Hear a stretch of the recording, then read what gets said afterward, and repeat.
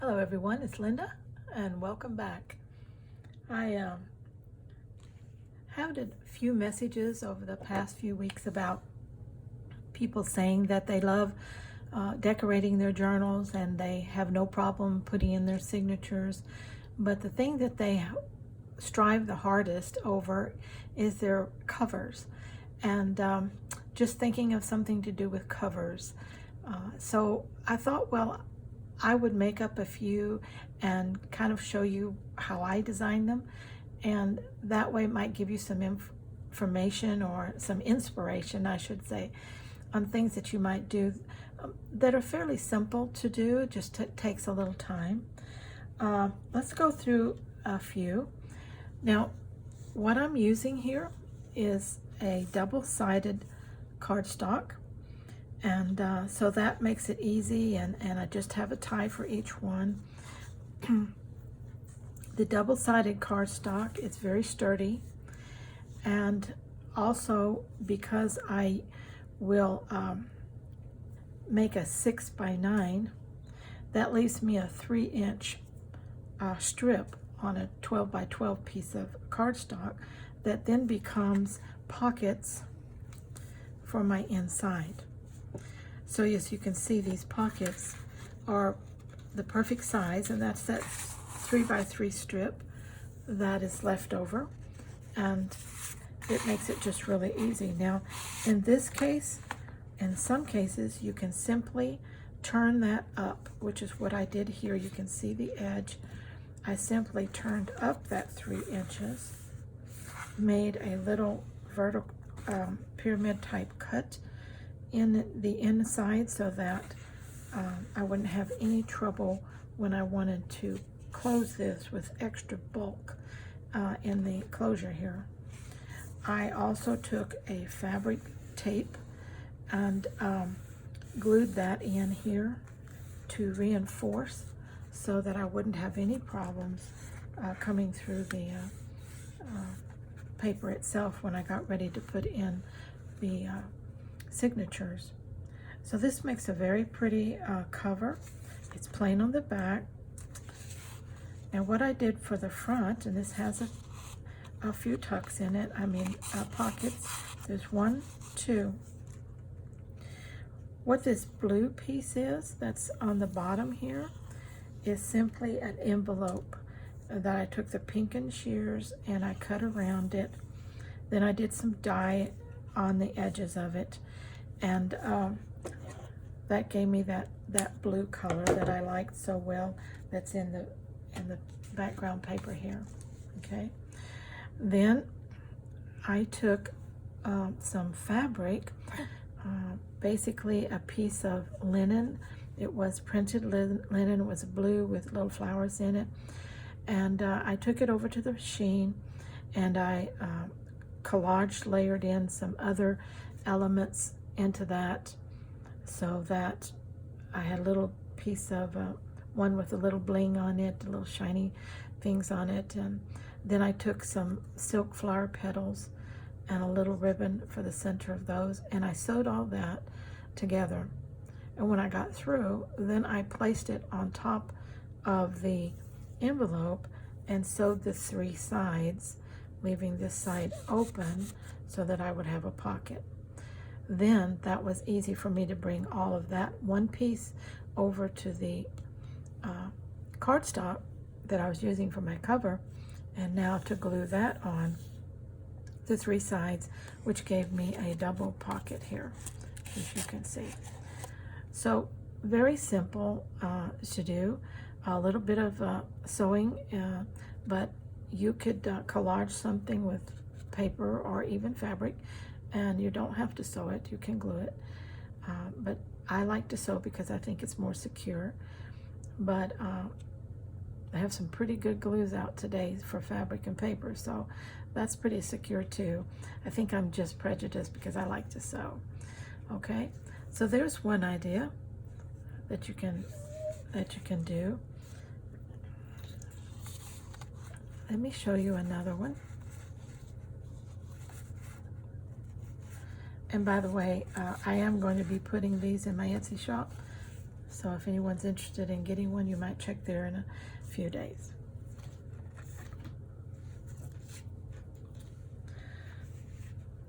Here's another one. This one's a little bohemian in nature.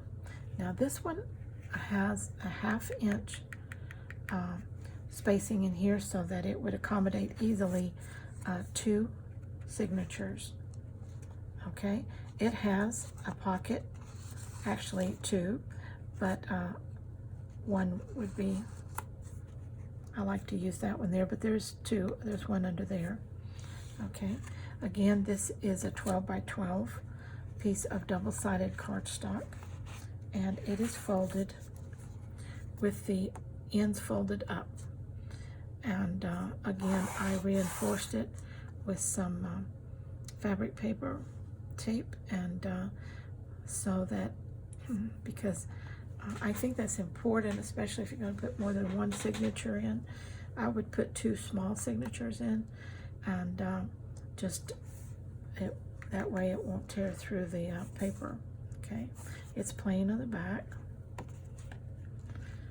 With, again, this element was collaged using a piece of green paper, a piece of gold gauze, a little digital print with a piece of satin sewn right there, and then I took all of that and sewed it to the edge of this piece of fringy stuff I had left over. And when I got through doing all that, then I brought it over to the cardstock and glued it on 3 sides, leaving myself a pocket opening. Okay, and so that one is very easy too. Like I said, none of this is difficult. It just is time consuming. Okay. Let's look at this one. This one's in more of a shabby chic feel. Very simple, soft colors. The purple gauze, the purple crocheted lace here, the digital, a double digital printout that glued together.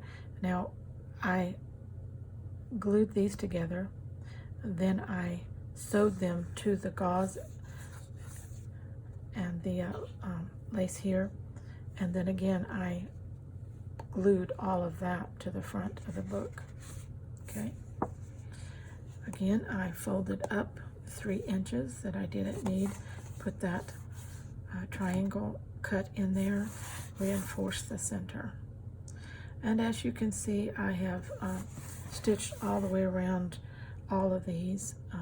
It's not necessary to stitch the bottom if you fold up the 3 inches, because that's pretty strong and reinforced. It makes a really nice large pocket. And you can hold a lot of things in the front and back of your book. Plain on the back, like that. Now sometimes I make my bows and things.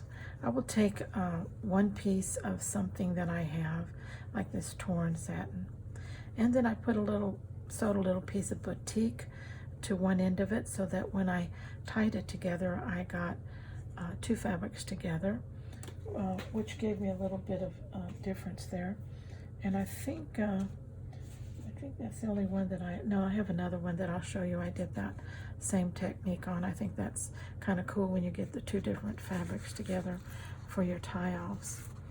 And I do love fabric tie-offs. They just, well, again, I'm just prejudiced toward fabric. So, okay, there's that one. Now there's this one. This one has a bigger tie on it, and this one also has that where I have taken one piece of fabric and sewed it to another, so that I have two different fabrics going on here in this tie. It's plain on the back, but you can see where I've sewed and attached it to each end. In this case, both ends. The other one I only did one side. So that gave me that look to that closure. Isn't that pretty? Okay, this one is a little tattery. This is actually it's 4 layers of paper, 1, 2, 3, 4, each torn and then sewed around. And that gives me all these pockets, 1, 2, 3 different pockets in here. Now, I made this and then glued it on to the top of this paper. Now, what I did here was I took this very shortest piece, this top piece, and I decorated it with these elements here before I sewed around, and that way I didn't sew my pocket closed. Okay, because you see I still got a pocket all the way across. That's because I decorated this short piece before I sewed it to the bottom of the other layers. Okay, so just layer some different complementary papers together to make your different pockets. And if you want to embellish the bottom, that'd be great. And then you can, when you get through doing all that, then you can glue that on 3 sides and you've got a pocket slide on the front. Okay, this again is folded over and reinforced, plain on the back. Now this one, I also took a little of the fabric that I put on the tie closure right here, added to that. I took a little of it and just glued it down the outside to kind of tie in the tie with the journal itself. I purposely folded back these little, cut and folded back these little areas to give them a little bit of a more tattered and aged look. Okay.